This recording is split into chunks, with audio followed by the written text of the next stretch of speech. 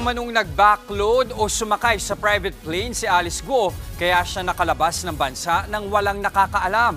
Ayon sa Presidential Anti-Organized Crime Commission o PAOK, malaki ang naging papel ng pera sa kanyang pagtakas. Nasa frontline ng balitang yan, si Rainiel Pawid. Nananatiling palaisipan sa karamihan kung paano nakalabas ng bansa ang sinibak na alkaldeng si Alice Guo. Ang impormasyong nakalap ng Presidential Anti-Organized Crime Commission o PAOK, July 17, lumipad papuntang Indonesia si Guo. Mula Indonesia, nagpunta naman sa Kuala Lumpur, Malaysia ang dating alkalde.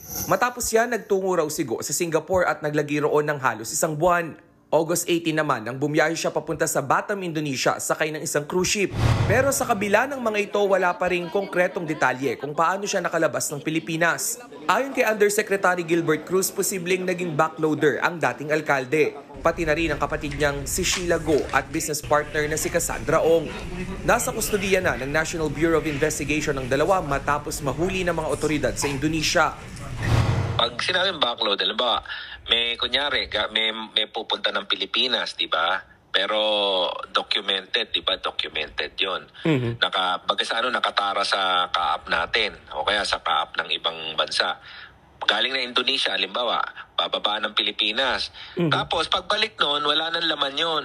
Backload sila ngayon doon. So, walang record yun.